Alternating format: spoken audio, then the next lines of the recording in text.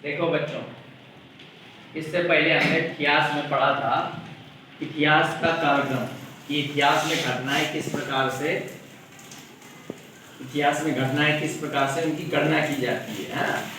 तो उसका अगला जो हमारा टॉपिक है इतिहास के स्रोत, कि इतिहास को जानने के सोर्स क्या क्या है, स्रोत क्या क्या है, कैसे कैसे हमको मालूम चला कि प्राचीन काल के इतिहास में इस तरह से लोग रहते थे या पत्थरों का उपयोग करते थे या किस प्रकार से उनका रहन सहन जीवन शैली कैसा था। तो ये उसी पर आधारित है।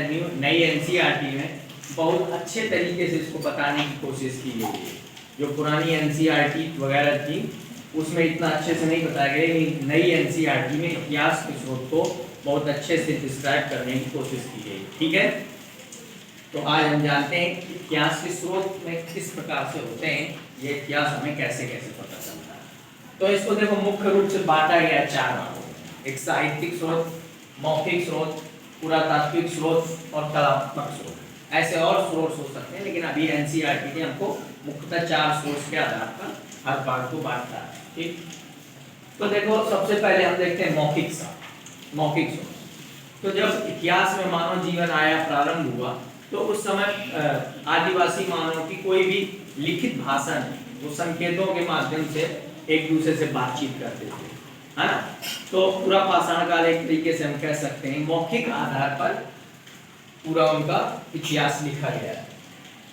लोक साहित्य यानी कि कहानियों के माध्यम से पीढ़ी दर पीढ़ी इतिहास को बताने की कोशिश की गई, इसमें मौखिक स्रोत में आता है। वंशावली इतिहास के माध्यम से कौन सा मानव कब आया, इस तरीके से मौखिक स्रोत होते हैं। इसके बाद देखते हैं फिर जब मानव ने भाषा लिखना, लिपि लिखना जानने लगे, तो अपनी बातों को उन्होंने एक लिपि के रूप में लिखा। तो उस फिर से उस स्रोत को बोलते हैं साहित्यिक स्रोत। ठीक, साहित्यिक स्रोत में दो प्रकार के सोर्स हमको एनसीईआरटी बताती है कि एक भारतीय साहित्य और एक विदेशी विवरण या विदेशी साहित्य कह सकते हैं। तो भारतीय साहित्य में हम बताएं सबसे पहले वेद आते हैं, पुराण, महाकाव्य, ये सब आते हैं। तो वेद को बोलते हैं श्रुति साहित्य। श्रुति का मतलब सुनकर बोलने वाले। शुरू में वेद चार होते हैं, है ना, ऋग्वेद, यजुर्वेद, सामवेद और अथर्ववेद। तो वेदों को शुरू में लिखा नहीं गया, बल्कि गुरु शिष्य परंपरा के आधार पर सुनकर पीढ़ी दर पीढ़ी आते रहे। वेदों को मुख्यतः लिखा गया 4वीं-5वीं शताब्दी में। कब लिखा गया? 4वीं-5वीं शताब्दी में गुप्त काल में वेदों का लिखित रूप दिया गया। ये वेदों को लिखा गया 4वीं-5वीं शताब्दी। इससे पहले वेद श्रुति साहित्य में सुनकर पीढ़ी दर पीढ़ी हमको इतिहास पता चलता है।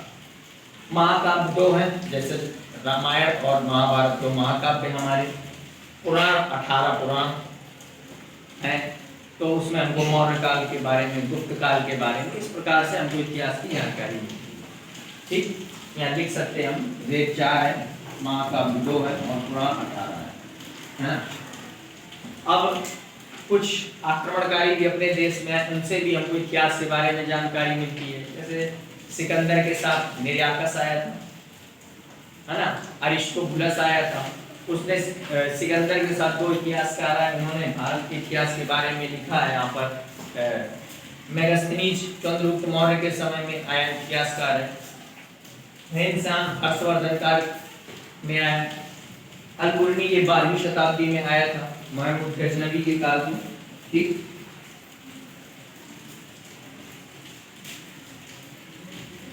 इनसे हमें 12वीं शताब्दी का इतिहास मिलता है, यानी कि भारत का मध्यकालीन इतिहास मिलता है।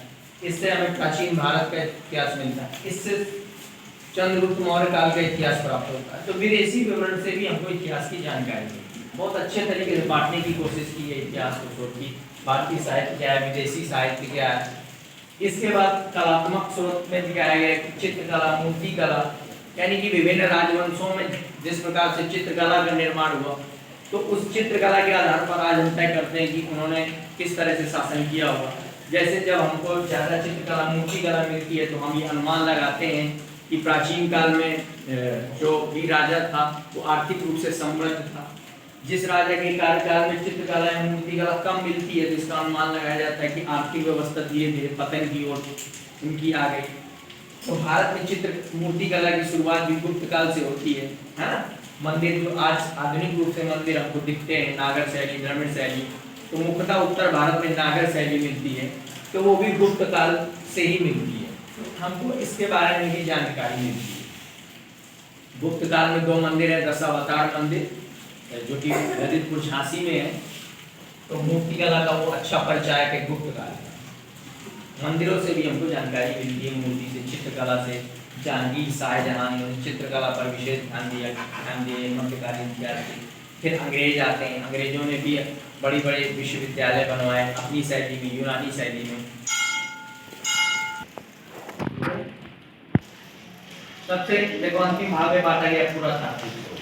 तो पुरातात्विक स्रोत में हमको जो भी पुरातत्ववेदी होते हैं वो जमीन से खोद कर उनको ऐसी कुछ पुरावशेष मिलते हैं जिसके आधार पर इतिहास का अनुमान लगाते हैं। जैसे ताम्रपत्र, सिक्के, जब सिक्के ज़्यादा मिलने लगते हैं खुदाई में, तो ये अनुमान लगाया जाता है कि इस काल में आर्थिक व्यवस्था सही थी या आर्थिक रूप से राजा मजबूत थे। जैसे भारत में सर्वप्रथम सबसे ज़्यादा सिक्के गुप्त काल में मिलते हैं, इसीलिए गुप्त काल को भारत का स्वर्ण काल कहा जाता है, क्योंकि इसमें सबसे ज़्यादा सिक्के मिलते हैं, है ना। सोने के सिक्के मिलते हैं, तो और सोने के सिक्के मिलने का मतलब है कि हमारे देश का विदेशियों से व्यापार होता था, है ना, विदेशी व्यापार होता था, क्योंकि भारत में मुख्यतः सोने की खाने नहीं है। तो अगर जब भारत में सोने के सिक्के मिलने लगते हैं तो ये पता लगता है कि भारत के लोगों का सोने के विदेशी लोगों से व्यापार था, जिससे भारत में सोने के सिक्के आए। सबसे पहले सोने के सिक्के यूनानियों के द्वारा आए, और सबसे शुद्ध सोने के सिक्के माना जाता है कि कुषाण काल में आते। किस काल में? कुषाण काल में सोने के सिक्के शुद्ध।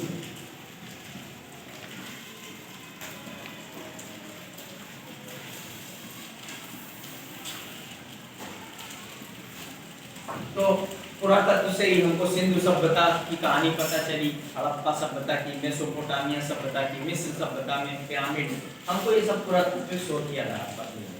तो एक बार रिवीजन कर लेते हैं हम लोग, ठीक है, उसके बाद फिर आगे पढ़ाएंगे।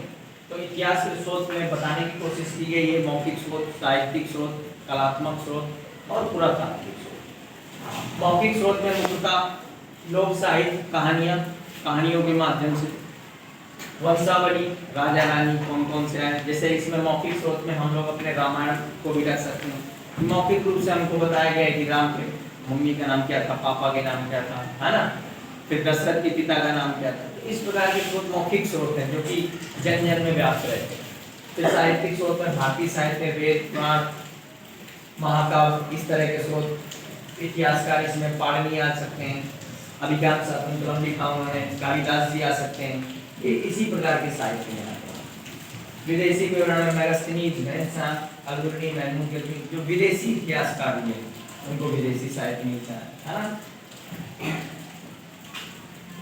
और ये पुरातात्विक स्रोत हमको जानते हो घर भवन के आधार पर, है ना, उसके आधार पर हम ये मिलते हैं। ताम्रपत्र, सिक्कों के आधार पर उस काल का जीवन मिलता है।